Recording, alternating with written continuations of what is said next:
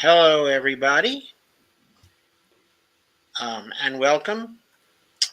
This is Joe Firestone for Empowering Democracy.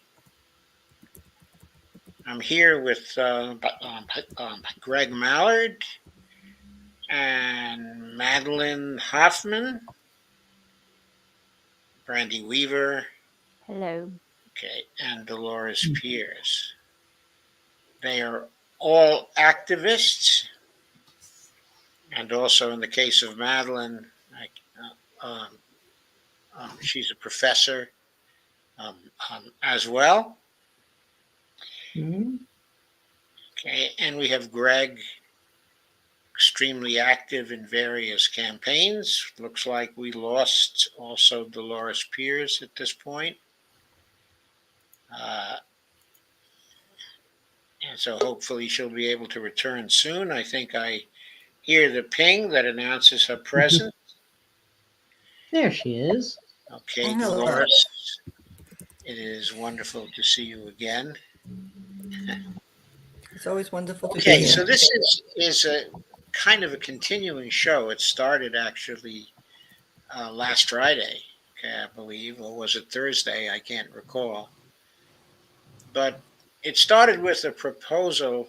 Okay, started with a proposal of mine for doing something to change the political system, and the outlines of that were, or the motivating factor was that um, I was perceiving at that time that there was a crack inside of the Democratic Party of the House, because for some time the establishment forces, led in many ways by Hakeem Jeffries, but he was backed up, of course, by Nancy Pelosi, and they've been basically kicking the progressives in the teeth, campaigning against them, okay, in primaries, while demanding loyalty from them. And recently there was a contest for leadership within the Democratic Party because Nancy Pelosi announced that she was going to retire from leadership.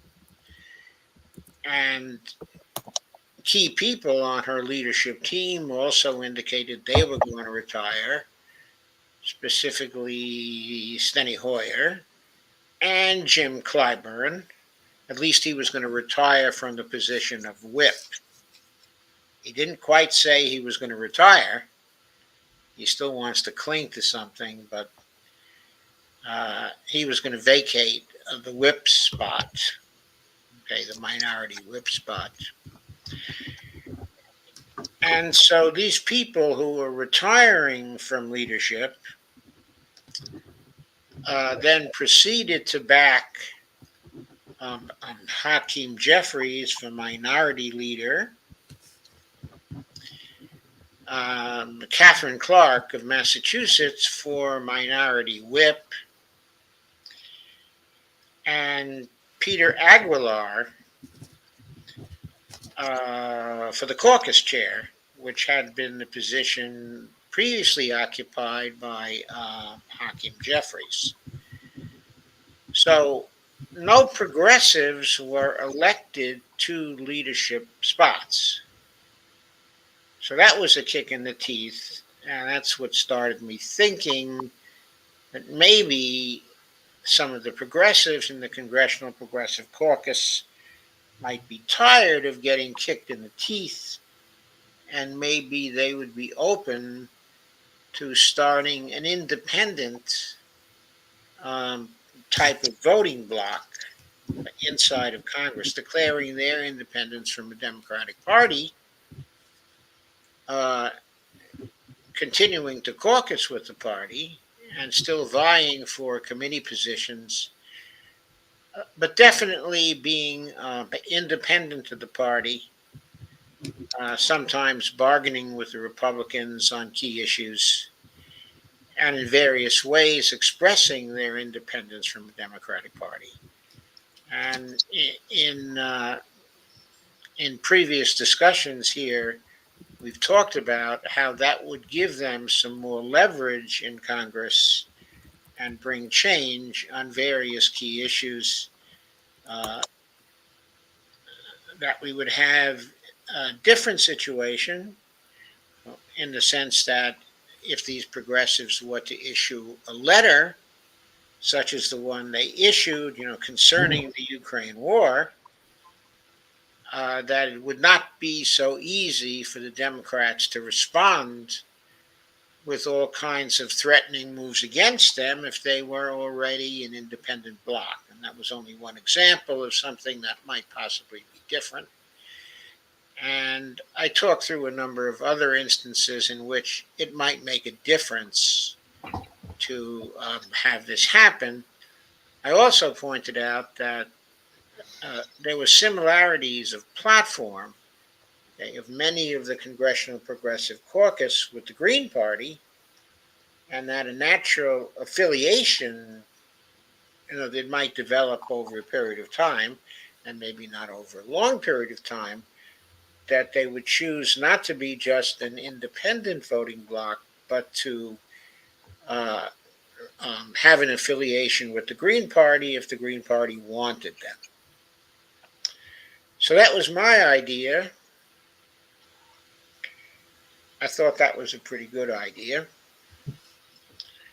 Uh, we had further discussion on that, and a lot of you contributed to that discussion and talked about some of the possibilities. There was some good discussion uh, as well by Lila Charles Lee concerning this idea,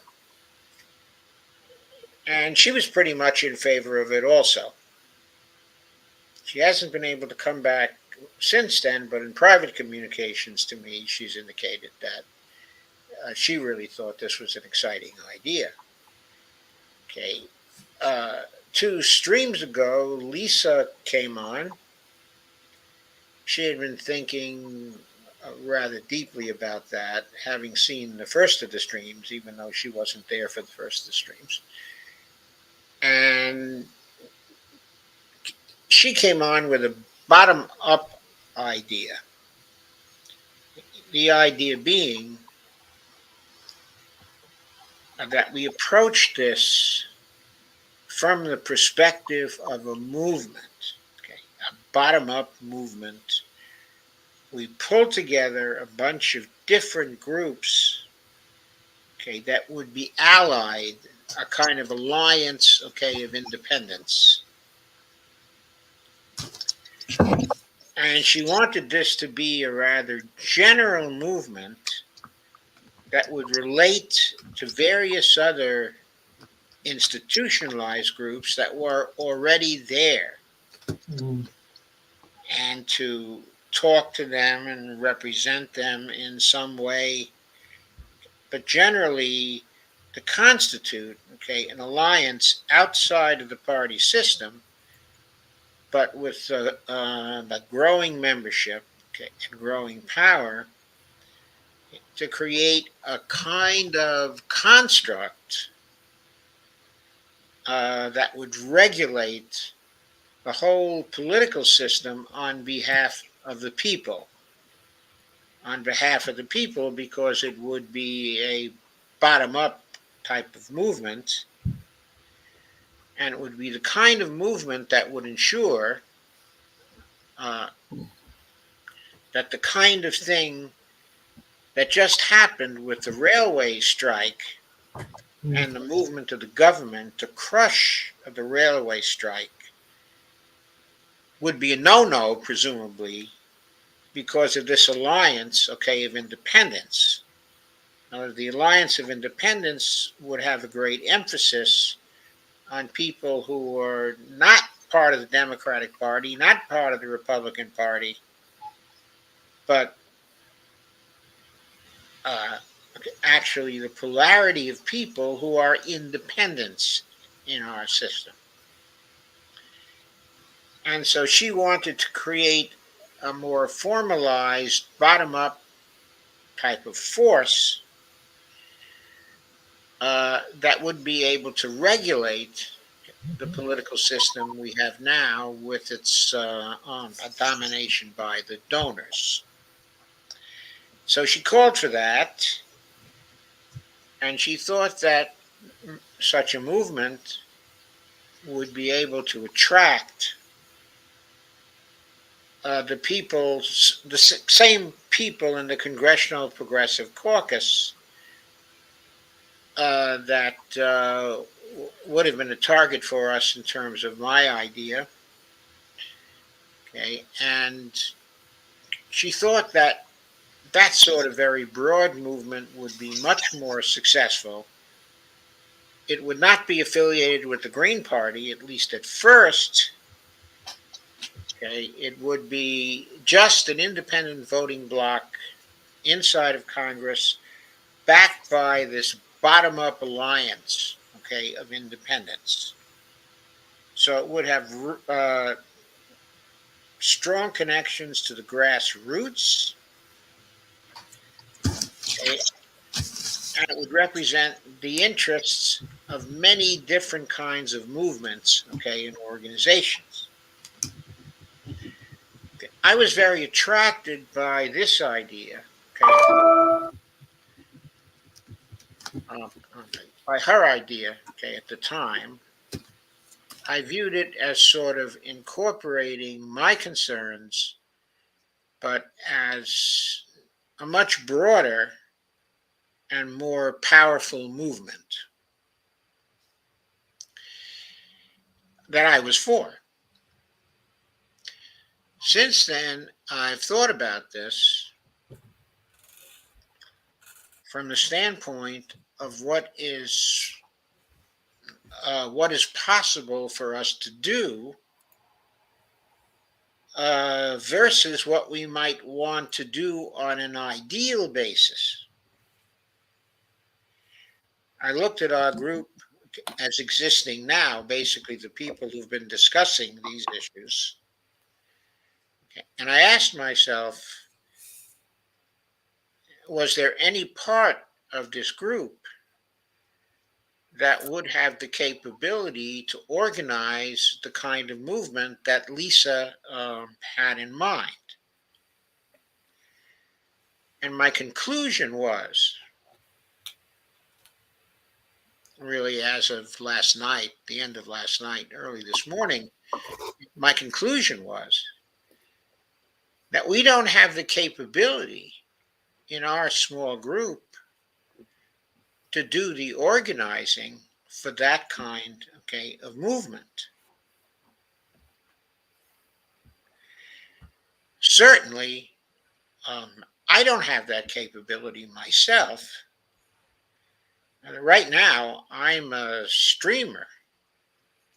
I can do 5 streams a week, and I think they can be good streams and they can have an influence on the political system. But that has to be my role. And my thoughts about the rest of you are also that you have limited means to do certain things, and you're now doing valuable things, and you would not necessarily want to discontinue the valuable things to take up this new idea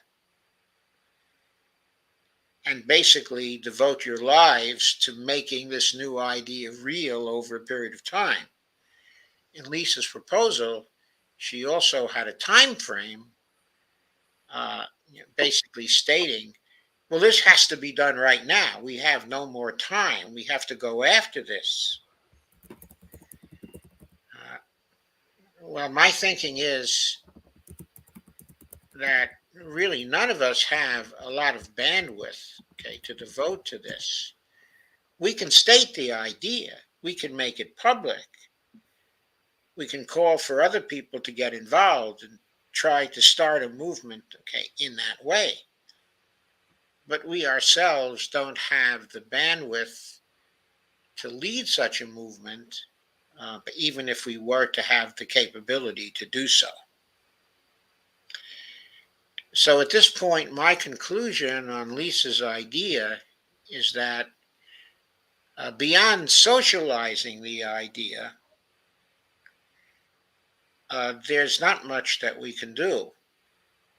Lisa was also stating she had some thoughts on the need to abandon this format, okay, and to go to Zoom, because if we were going to organize in terms of what she wanted, we would have to make our organizational moves safe from trolls and from other paid operatives that would be trying to disrupt us.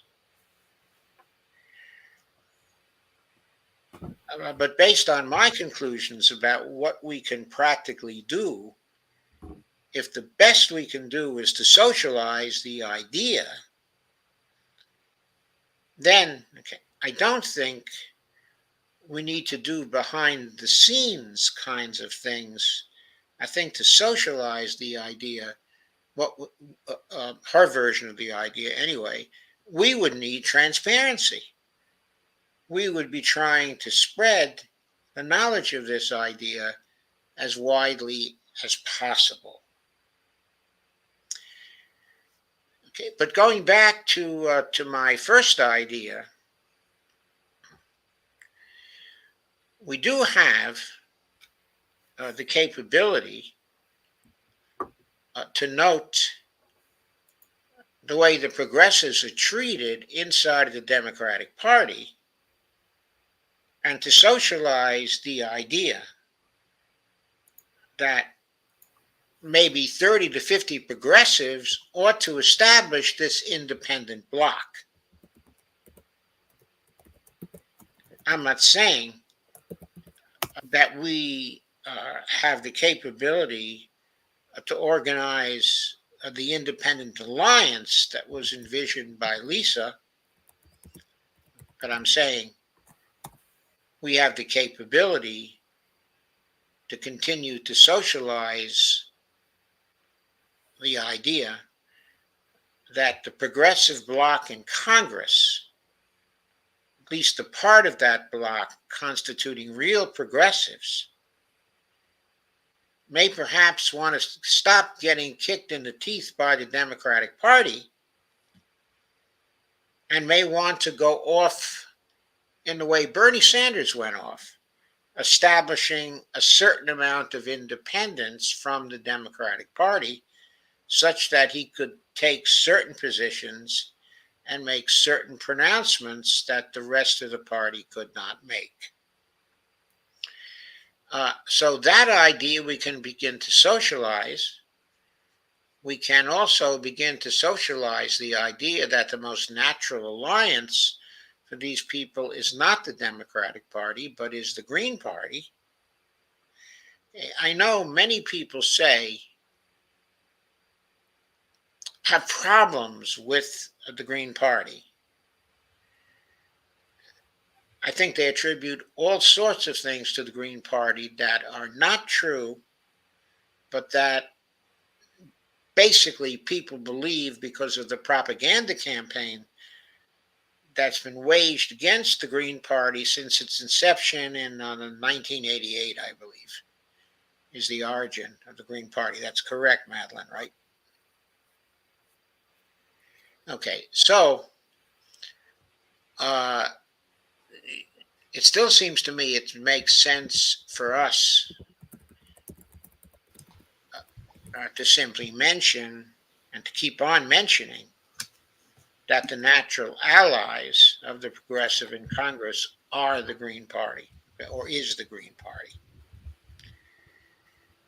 Okay, basically, I think then that my idea is one that we can, on a practical basis, run with because we have the resources among ourselves to start to spread this and to make the group favoring this, okay, a larger group, and perhaps we can have some impact on the political system. I also have been thinking of this, okay, in the context of another idea that I've been trying to socialize for some time, and that is to dump the corruption idea. I also think that to some extent, the dump the corruption idea, coupled with this latest idea, and working on two at the same time, that's something that we probably have enough people associated with us or who become associated with us that we could push both of these ideas at the same time, and they are highly complementary. The reason why they're highly complementary is because if we are able to socialize the idea that when people are voting, they should always use a litmus test, specifically the litmus test that nobody who takes big money should be elected to Congress or state legislatures or any body, okay, of government, that all of them should be defeated if they fail the litmus test.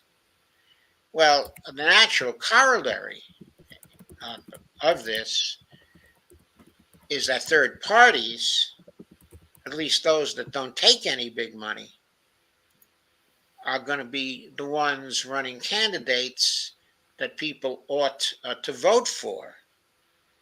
And we would be in a position to make that case following the dump the corruption line. So that is perfectly compatible, it seems to me, uh, uh, with the second idea that we should go after the crack in the Democratic Party between the progressives and the establishment and try to persuade the people who are most progressive in the Democratic Party to declare their independence. Okay, so I think that these ideas are complementary. I also think that in some way they're also complementary, to what Lisa wants to do, because as more and more people get involved with the dump the corruption idea and believe in the litmus test,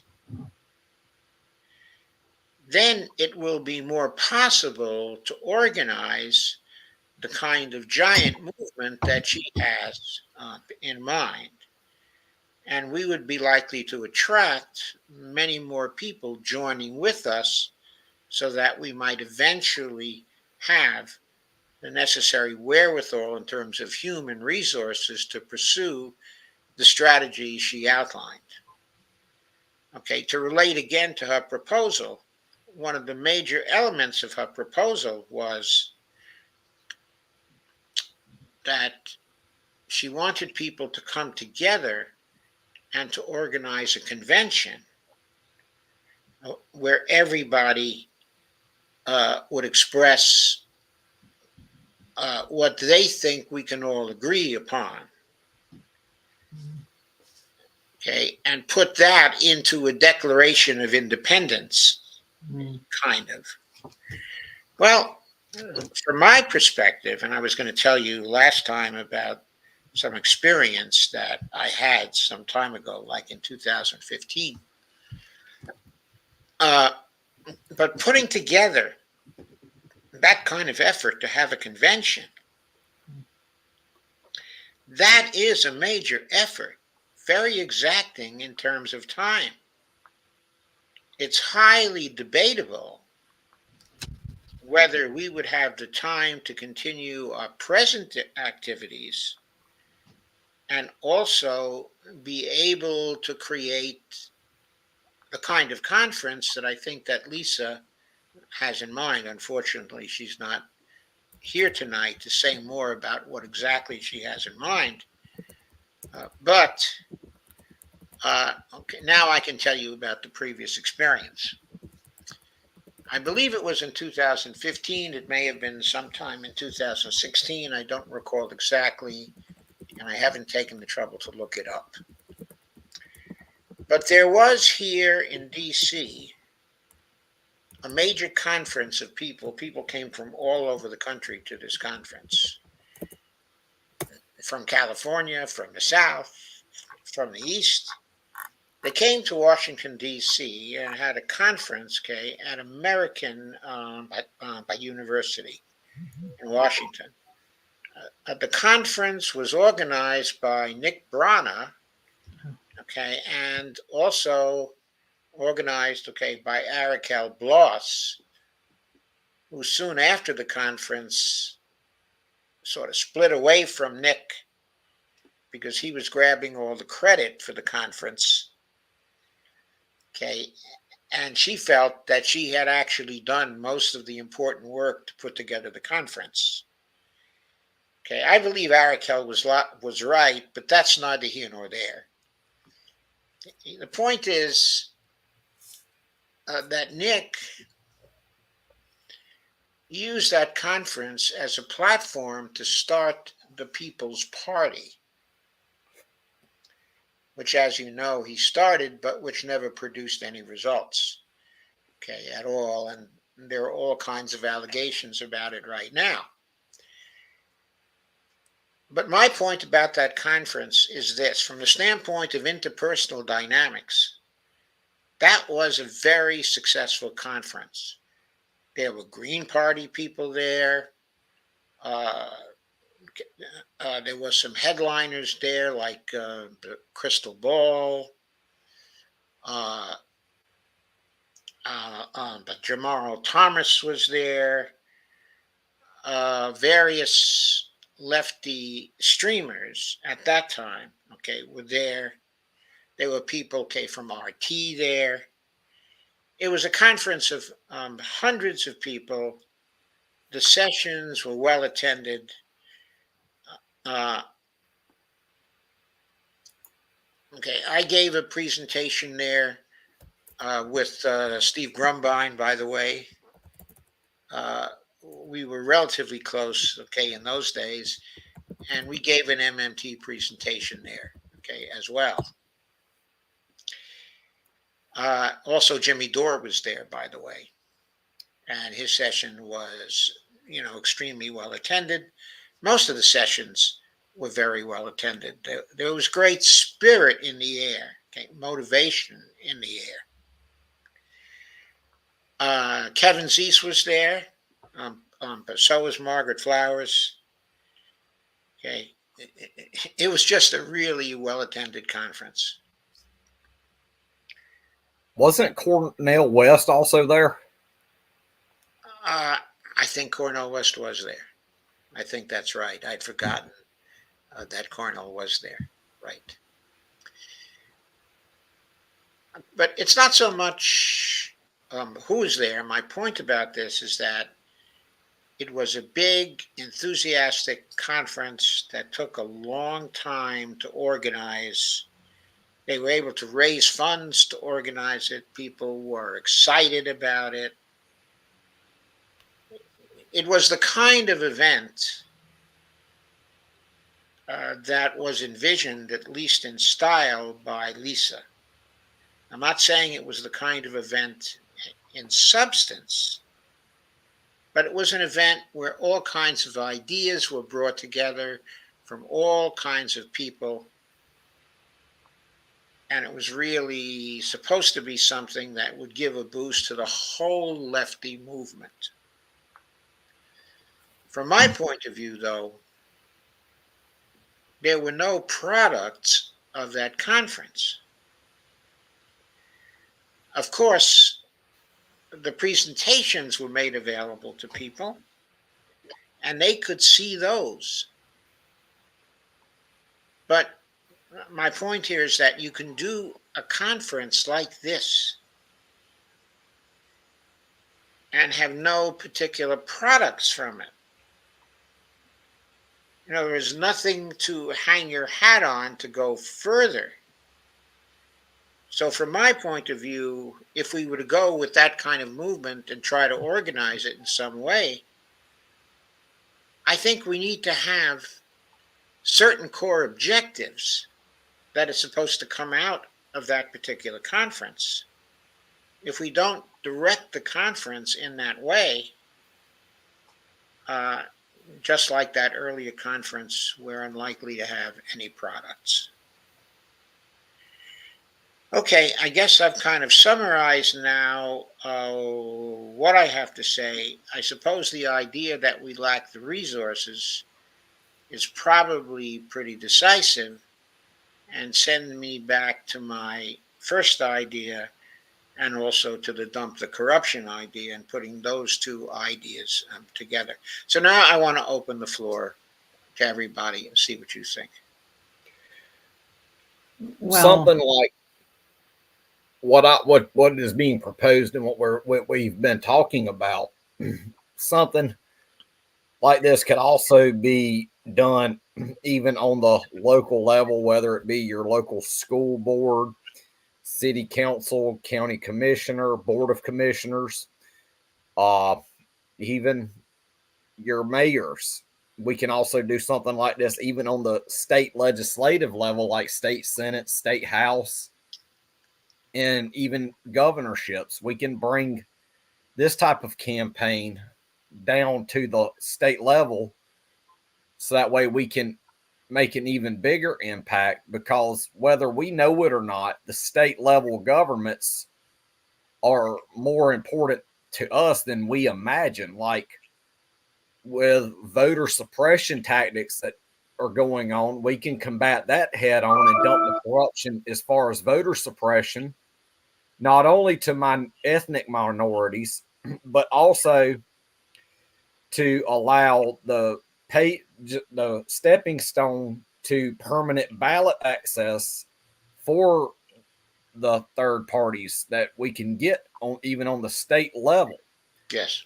So that's what I've been thinking about as well, along with, especially right now, with how the political climate is around labor unions, have them come to the table with us as well for the whole dump the corruption idea, along with what Lisa was also talking about, like bring it all together under one umbrella, have the labor unions involved, have people from within the women's movement involved, people from within the LGBTQ community involved for LGBTQ protection laws, and so forth.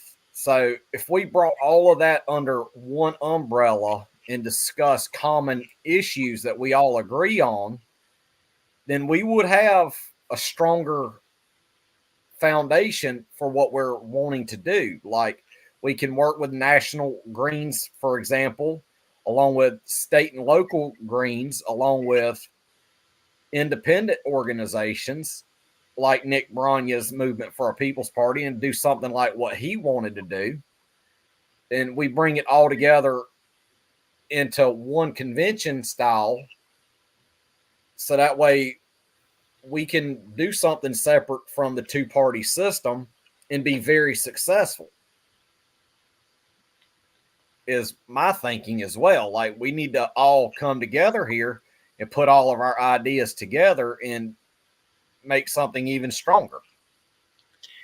and I think, let me add, because I've just I've just run out of patience and enthusiasm for even the grassroots organizing in New Jersey, in the United States, because, and this would be something we would have to be very, very much aware of.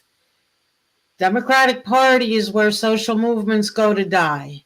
I'm Yeah. sorry to say that so clearly and bluntly, but it is true. And so the people who are, I mean, when we're talking about bringing an alliance of organizations together to help work on this, I have found so many of those organizations that are supposed to be independent and working on policy issues, cowering behind the quote unquote progressive Democrats and not able to break free from that. So this is, I really like Lisa's idea.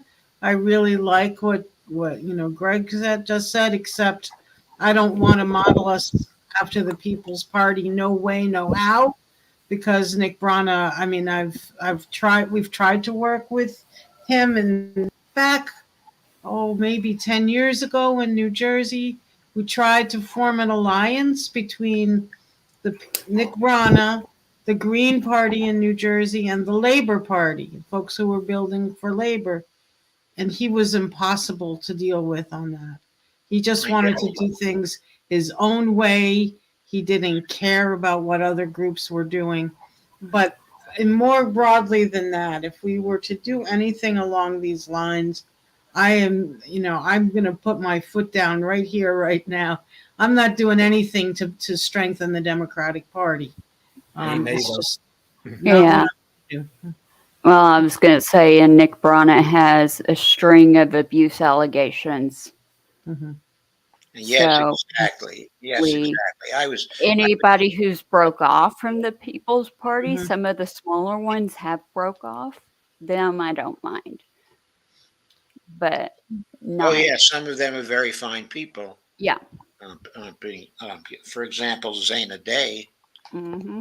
is Arakel Oh. Bloss is another amazing person. Yeah. Arakel, yeah, Arakel is too. Yes. We just Yeah. have to organize around issues, not Yeah. around parties. That's Issues how and policy. exactly. Yeah, we need to totally stay away from the Democratic Party because we don't want to become easily co-opted by, like, the DSA has been co-opted. Oh my apparently. goodness. The labor stuff, certainly they are. Mhm.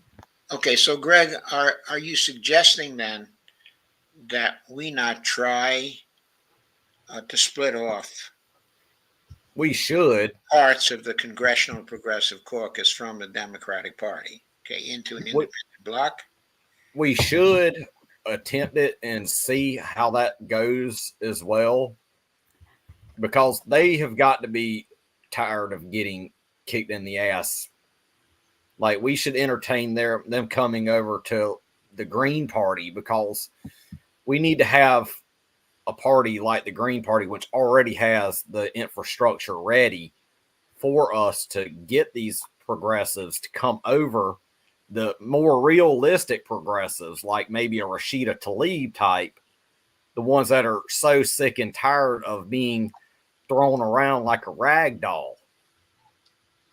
And we've got to approach them. We've got to have the Greens approach them to break away from the Democratic Party, because right now, the way I see it, with Hakeem Jeffries about to become the House Minority Leader, he's going to more than likely remove them from their committee assignments and take them away from what they worked hard to get toward. And let's say we got them over to the Green Party and we promised them key committee assignments within the Green Caucus, kept the promise going. We kept the promise strong. Even the same thing should be applied even on the state legislative level.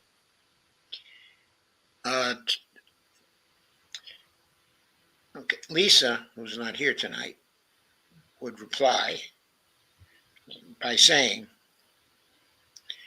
but the Green Party has such a bad name among regular people that to advocate for the progressives to affiliate with the Green Party is a non-starter. She would say that, and she would say it very powerfully. If that's the case, then probably what the best thing for us to try to do is to break off the progressives into an kind of a party, okay, of independence, and then let the growing momentum of the situation over a period of time. Notice, if we couple that effort with the dump the corruption effort, that's going to create a tendency for people to support third-party candidates, and particularly Green Party candidates, because Green Party candidates are pretty much free of corporate money. So there would be a tendency for the system to move in such a way as to favor the Green Party over a period of time. But there may be a negative aspect to starting out trying to affiliate the progressive people in the Democratic Party with the Green Party. Yeah, That's I true too. I remember saying that the first night we spoke about this, Joe. I was saying similarly because, people have beaten up on the Greens, I being one of them.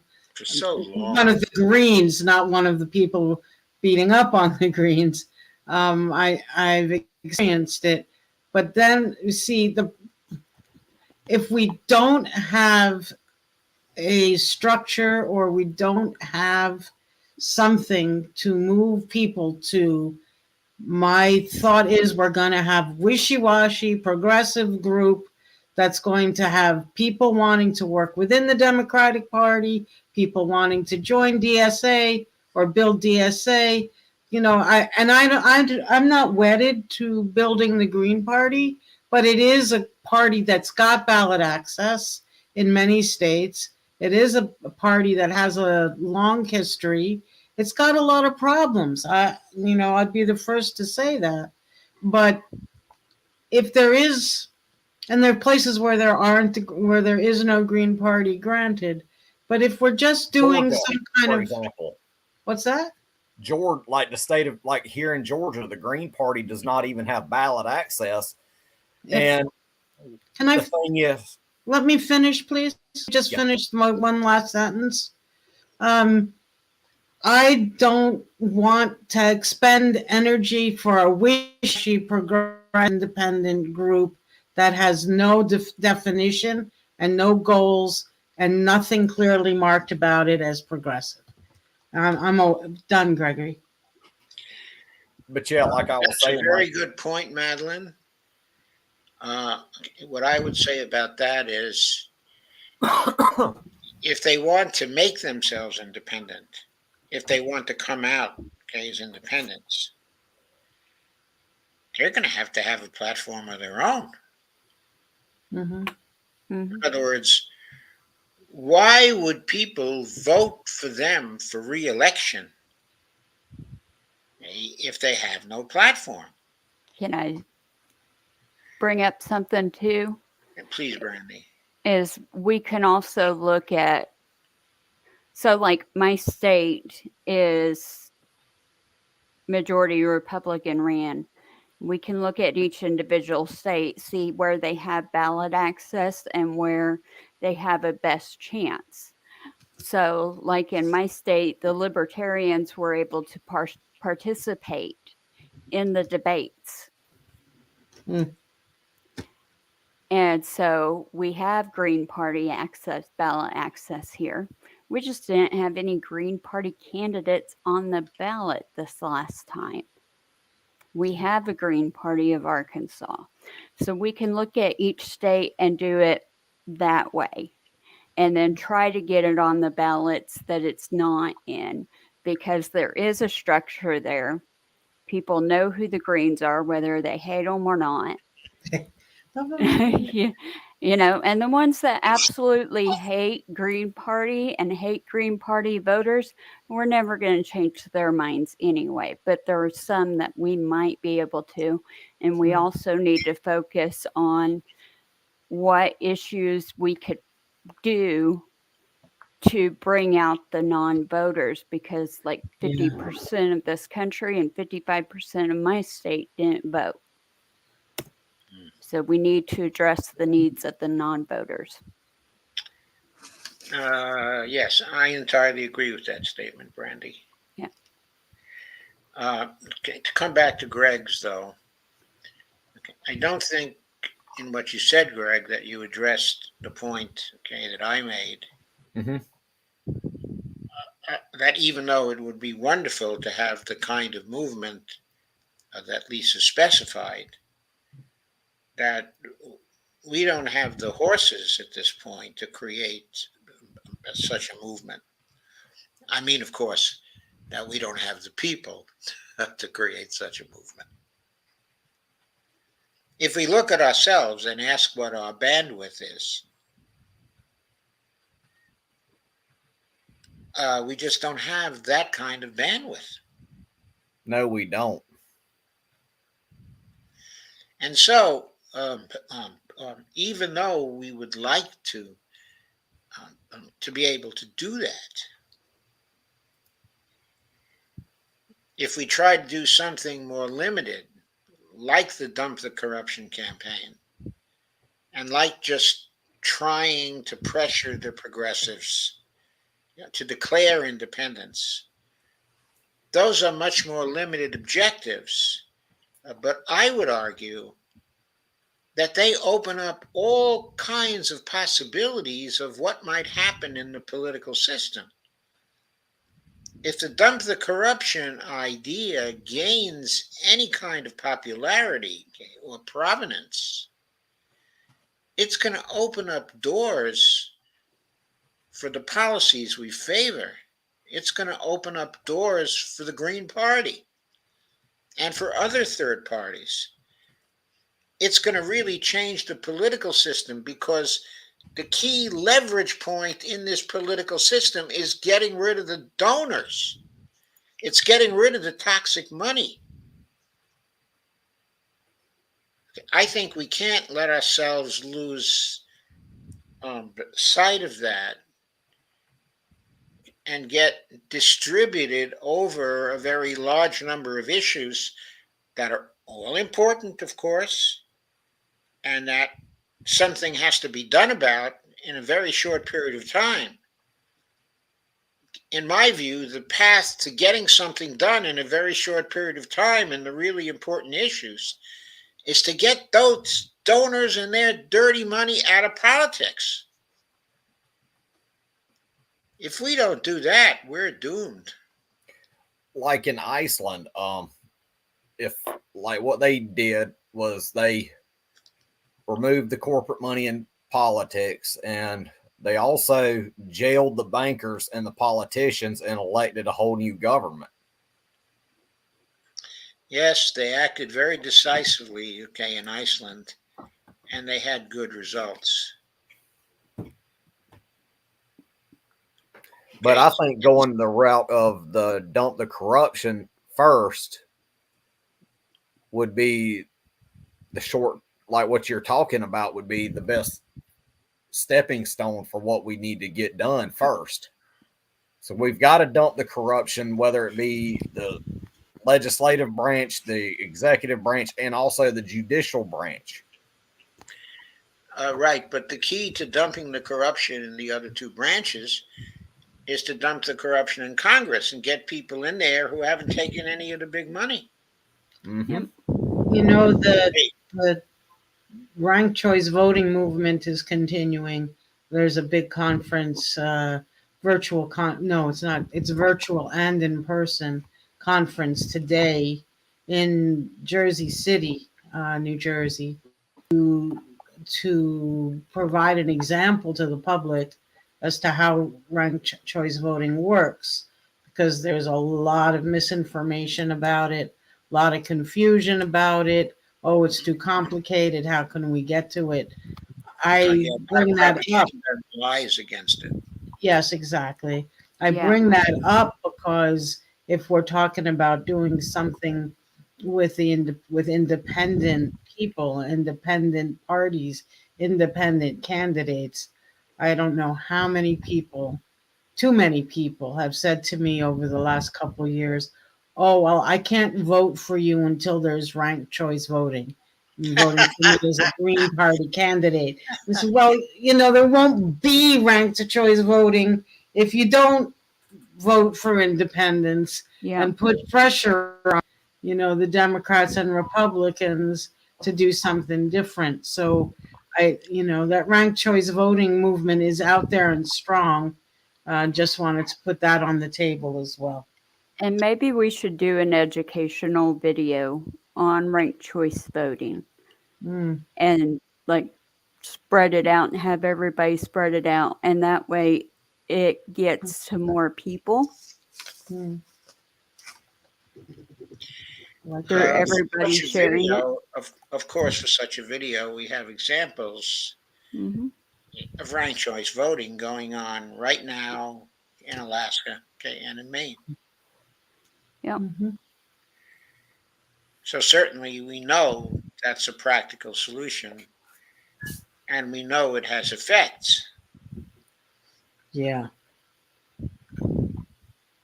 Yeah. Okay, Yeah. uh, so yes, we can do an educational video on that. That would, I think, getting that out there to where more people see it would help a lot. Um, I say, we work with the Greens, but like, and I'm using him as an example. When Howie had the Green Party nomination, didn't he also have the Socialist Party nomination? Yes, he And did. so they have worked with other parties. And some states we may have to run people as an independent, but they can still caucus with the Greens, possibly. I mean, would that be something that we could do? You mean the video? No, like when we were talking about whether or not to work with the Greens or start something new, I've seen Greens work with other parties before, Yes, so independent have I, parties. and And, I certainly think that yes, we could do that. yeah. And so, like, we can do it where, because that would open and broaden the range of getting people elected at your county level, your city level, your state level, and then up into federal. Is in the states to where there's not a Green Party or another party on the ballot, they can run as an independent. We can run them as an independent, but they can still be supported in ways by the Green Party, We've had Yes, a we've had coalition. we've Yeah, just had some discussion about that already in New Jersey, and there's a divide on it, surely, but especially in today's world, um, and with the urgency of what needs to happen, we need we to get need to out work of being, together. yeah, definitely need to work together, and you don't have to be a fully formed anything, before you can get involved with this movement that we're talking about. You just have to, there are certain issues and certain policies we that are important to support, and then whatever we build, I don't, the name of it doesn't particularly matter. The depth and the breadth of it, and its commitment to certain issues really matter. Yeah, and then we might have some breakaways from the Libertarian Party. Mm, Greg would, especially now yeah, mm, from after what they Greg come out was with their, telling me. especially now that they're siding with an organization that attacks transgender men, women, and youth. Oh my God. mm. They're working with Gays Against Groomers, Oh, geez. which is the same group that went after Noah. Yeah, Oh, yeah. that's awful. So Uh, they're so Dee, did you have any comments?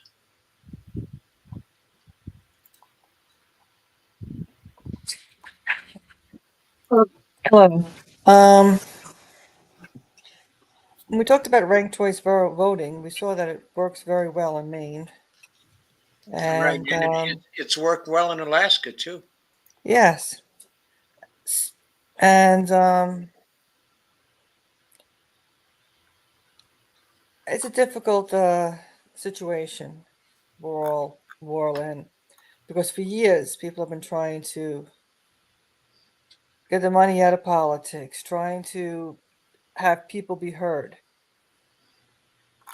And that's what I understand, what Lisa was saying, bottom up. It's hard no matter what way you try to go. it's just a tough thing to do. But I'm with the Green Party, and yes, trying to get all the parties together, getting people together. And the thing we do, like you said, we're streaming. We try to get the word out verbally. And I know Greg is out there talking to people. Mm. It's just a tough thing. But I think ending the corruption, money in politics is a big issue. Mm-hmm. And ending Citizens United. But even just talking, we're taking small steps. The money out of the politics and the corruption. I mean, Joe started that, and we continue on that path. And also work within, work around, with the Green Party. I mean, I love the Green Party, and I think when it comes to foreign policy, when it comes to Palestine Climate. and many places, the Green Party is the place to be. So Madeline, Yes. does the Green Party have any idea that Joe Firestone and Greg Mallard and Dolores Pierce and Brandy Weaver all love the Green Party? I don't think that the Green Party of New Jersey does. I don't, because the distribution of this video, we need to work on the distribution of these ideas, videos, and other things we're putting together. Yes. The National Green Party, I mean, just like all these parties, there are factions within factions, and so I do think that, you know, there are people who will gravitate toward this idea, and then there will be people who will say it's not pure enough for them.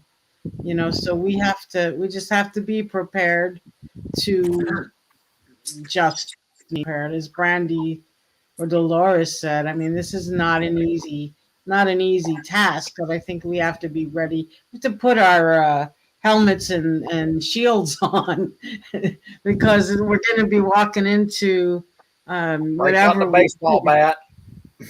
Yeah, no, that could hurt somebody too much. So yeah, Well, we need to toughen ourselves a bit and walk into it and give it a shot.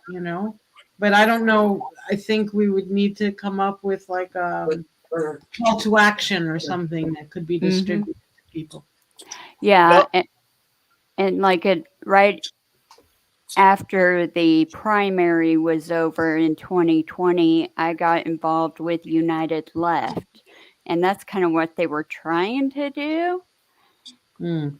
And so I still have capability, and I still monitor their Facebook group.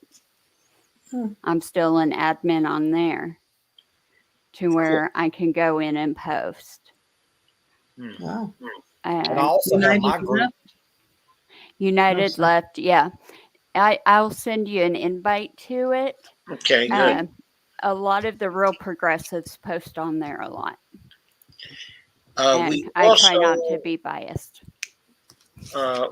we also have to recognize, in connection with the idea, of purity.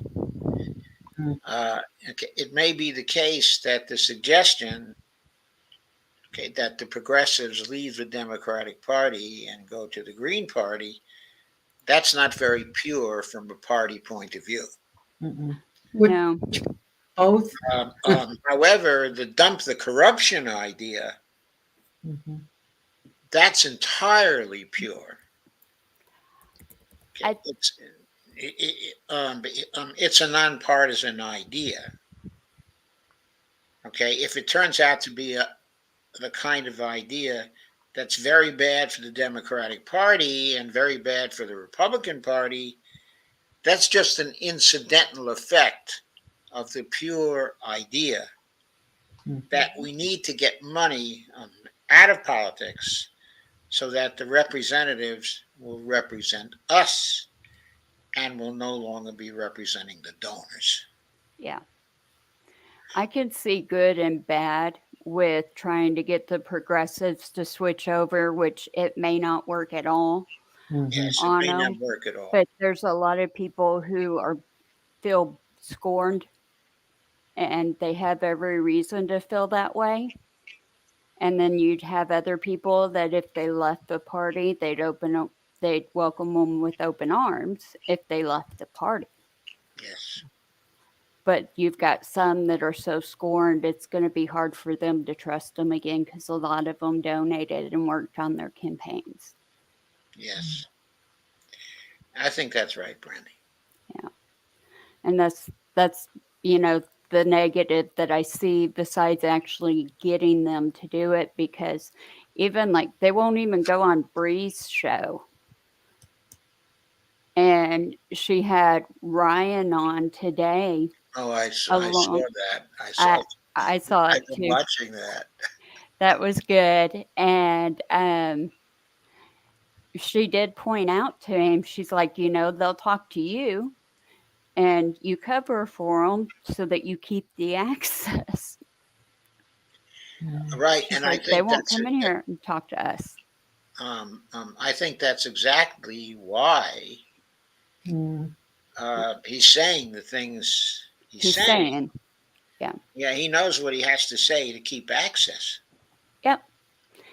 And I don't like it. RBN covered it, and because they got brought up because he was on their show right before, and they watched what he said on there, and then came on Bree's show and started, and they called him out on it several times, and they're like, no.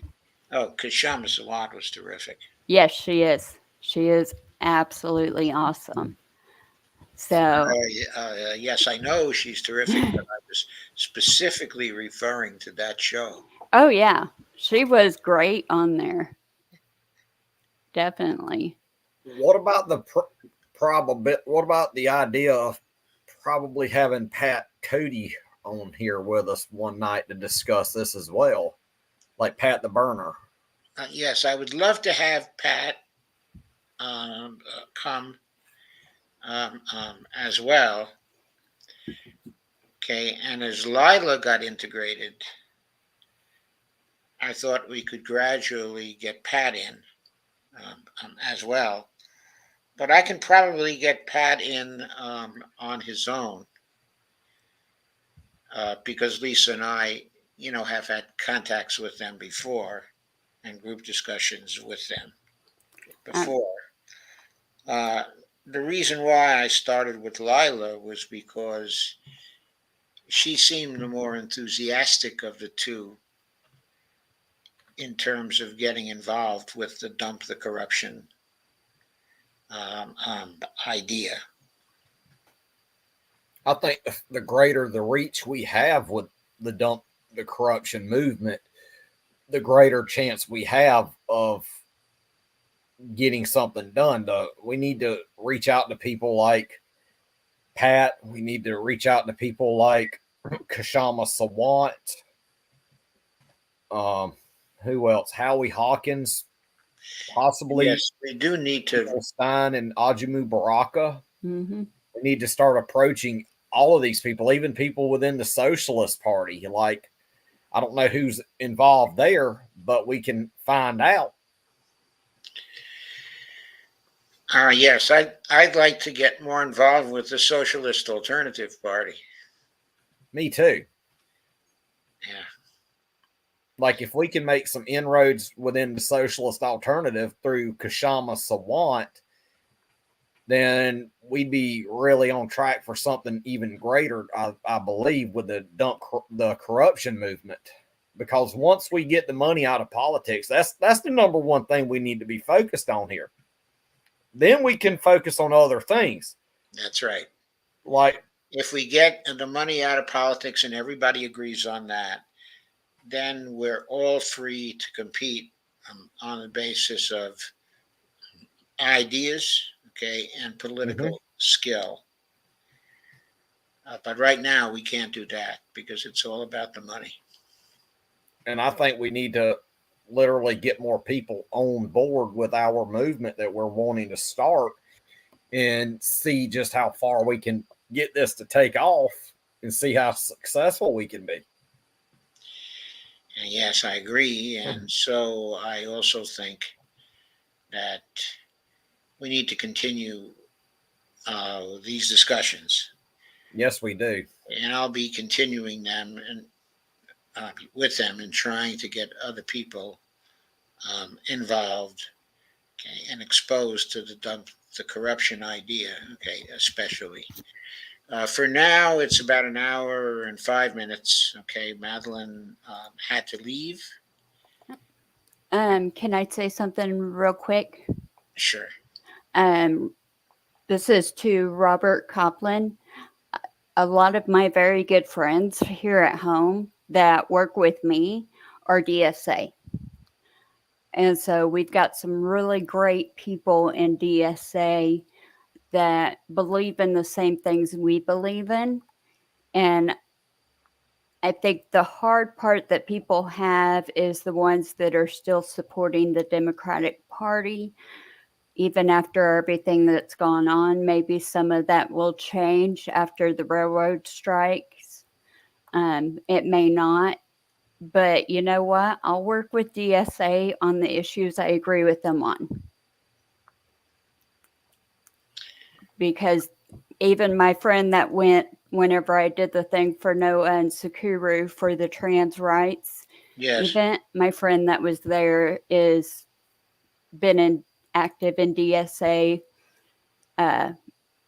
They all went and traveled and caucused for Bernie and everything.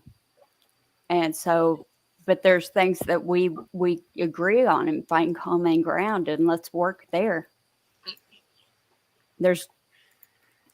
And that's all I'll say on that. All right. I agree with that, Brandy. Yeah. Okay. Does anyone else have a final comment?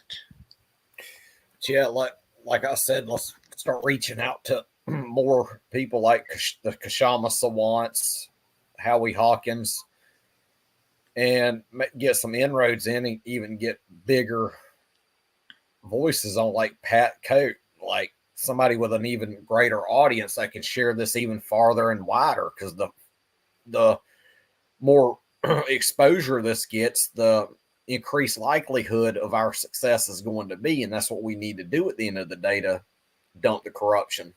Yes, I agree. Okay. Thank you all for joining tonight. Yeah, I really like it. Huh? Oh, no, I was going to say, yeah, thank you for having me, and thank you for having all of us. But I just wanted to say, Saturday night, around the world with Brandy and Dee, we will talk more online with this topic, with what we can do and bring foreign policy into it as well. at 8 Okay. p.m. I think that'll be very exciting. Okay. And I think I can join that That's great. as well. So thanks, everybody. Y'all Okay. have a great night. Okay. It was really a great night. I'm going to stay on and look at some of the comments for a minute or two. Okay. Anybody who wants to do that, okay, is welcome. But I think the formal discussion for tonight, okay, is over. Yeah, I got to get kitties ready for bed. Sure. All right. Good night. Okay. Later, Thanks. taters.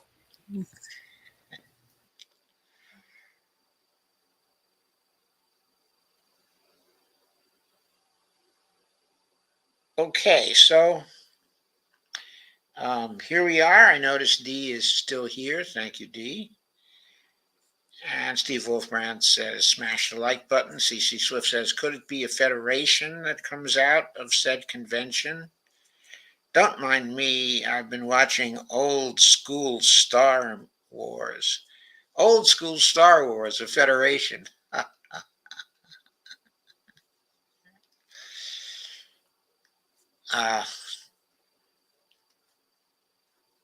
Robert Copeland says, here in California,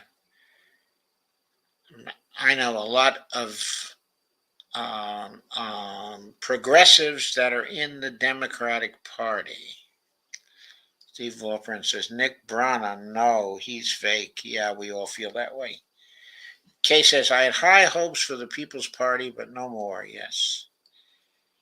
Steve Wolfbrand says, DSA 2. By the way, I have to comment on that.